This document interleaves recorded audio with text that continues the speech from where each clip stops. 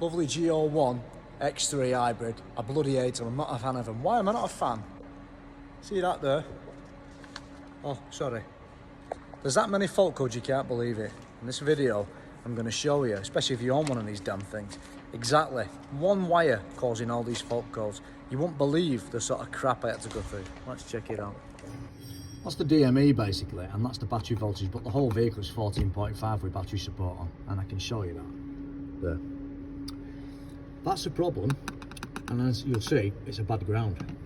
As you can see on the screen there, we've got a problem with the DME voltage. It's saying that it's only essentially 10.5 volts, and what's happening with this X3 hybrid, because of, by the way, G01 is the worst car ever made, it's dying because there's not enough voltage power or anything. But as you can see, there's 6 power supplies there, and they're all 14 volts, so you would think there's a fault inside there. But the video I did yesterday, if you remember, about voltage drop, we don't need to load this. We've got 3 ground. Ground is a power supply. Just get that in your head, a ground is a power supply. These are all on the same ground point. Check this out, you're gonna absolutely wet your pants. That there is a fault finder's wet dream. You've got 4 volts on the ground, what does it mean? You can just see there, that's the ground at the back of the engine, that bloody stupid place, and it's melted. You can hear my voice there, look. It's melted there, that's definitely melted, so that's a nightmare, and it's basically on this G01 pile of crap. It's right down the back. So the problem is, what else is connected to that ground? I guess quite a lot of things are connected to it. So it's always tempting to chop these off now and just make a new ground. But your danger of doing that is that if there's anything else at the back of that engine connected to that ground, some other ancillary component, and you still haven't fixed the problem. You fixed that, but you haven't fixed the main problem, right? So we need to work out really. It's only them 3 wires, I don't really give a shit. I'll just chop them and I'll make a new one and I'll join it to the engine again, rather than the body, with it being a hybrid.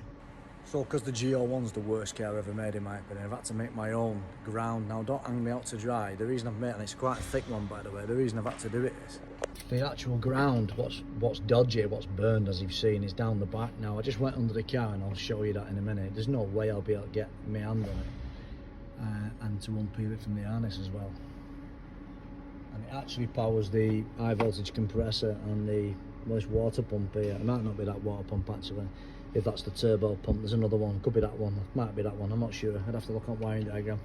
But essentially, there's no way I can get my hand on it. So as you can see, guys and girls, that's exactly why I've done that wiring bypass, because up there, don't worry, it is de-energised, I can't get to it because it's just, I'd have to take the gearbox out, and it being a hybrid, it'd be a pain in the bottom to do that. I just thought I'd show you all, just in case I get a lot of shit basically for doing a wiring bypass. But as you've seen with the wiring repair, look at that there, it's not even put in like that. It's like the bellend's been working on this or something. So the idea is I'm not going to chop the wires, I'm just going to splice. And what I'm going to do is I'm going to solder these tails in, over the original wire, and leaving everything still connected, and it'll use a different ground then. So in theory it'll fix the problem. So all I can do, I haven't got the time to take gearbox out, because that's what you need to do to fix it. Well, guys and girls, it's funny, I never noticed it before, but the water pump, you can hear, is now circulating on the turbocharger. So what I've done, I've made a new wire all the way into there. I've used 4 separate strands to give it a huge amount of current carrying capacity, and I've just sort of tapped them in and soldered them into the existing wires without cutting them. As you can see now, we don't have any voltage drop, we have perfect ground. As I said, when you have a bad ground, you'll see voltage. What we can do though, we can reverse our multimeter to make sure we have 12 volts. So if we now swap our test lead and put the negative where the negative is what we fixed, where we had the positive before, and you just get your positive and put it on the battery positive, and then you'll see you should have 14 volts. There we are. So it's now fixed, isn't it? You've got perfect ground. And that's why we only had 10 volts before, because we had no ground, or we had a bad ground. There you are, proof in the pudding, boys and girls. I fixed it.